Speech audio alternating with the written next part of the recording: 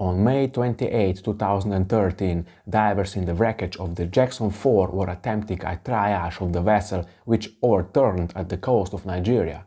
What they didn't expect to find was a survivor.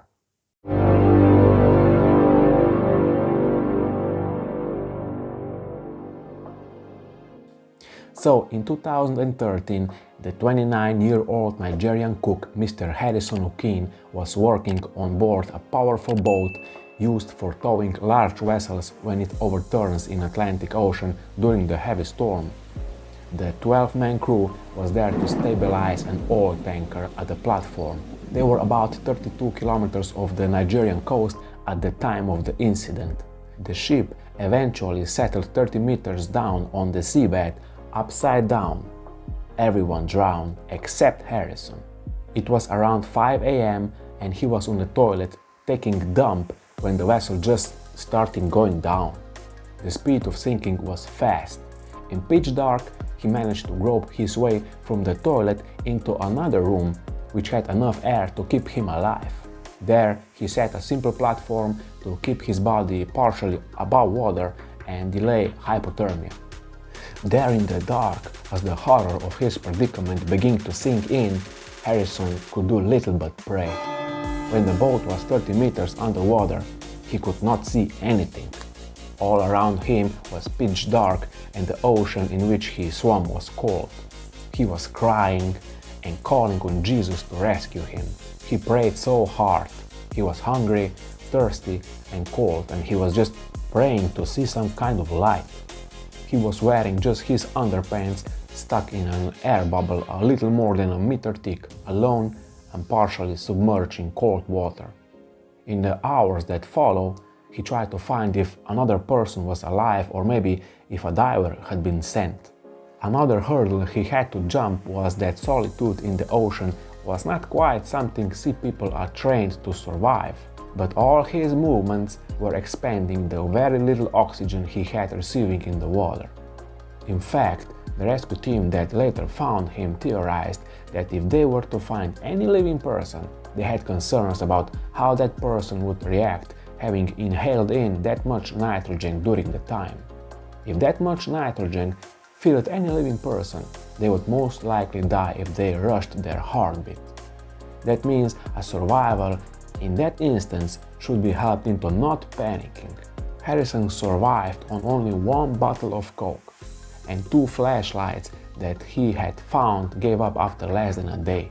In the dark, he had almost give up hope after 3 days when he suddenly heard the sound of a boat, a hammering on the side of the vessel, and then after a while saw lights and the rising water around him bubbling. He said he knew it had to be a diver, but he was on the wrong end of the cabin.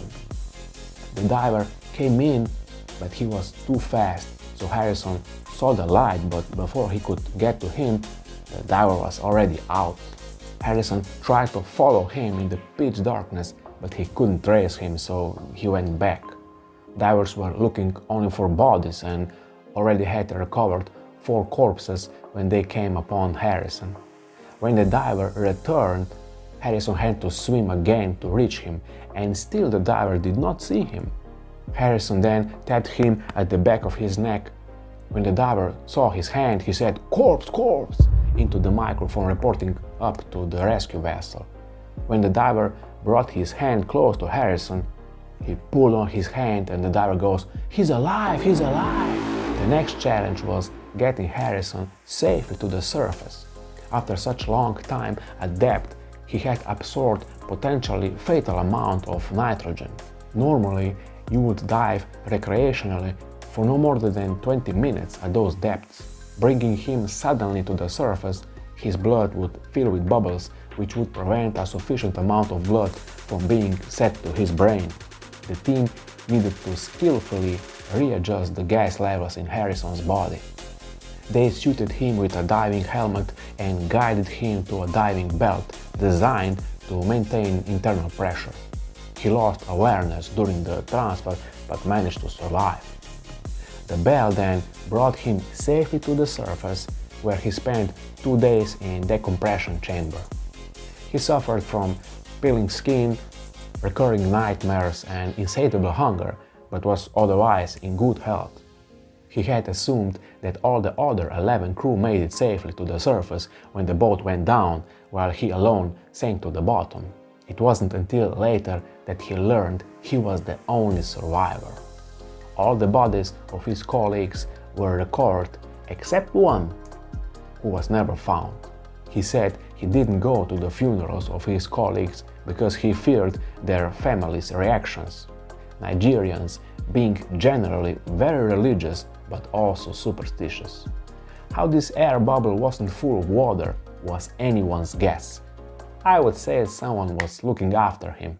That's all for today. Stay tuned for some more true cases. Take care.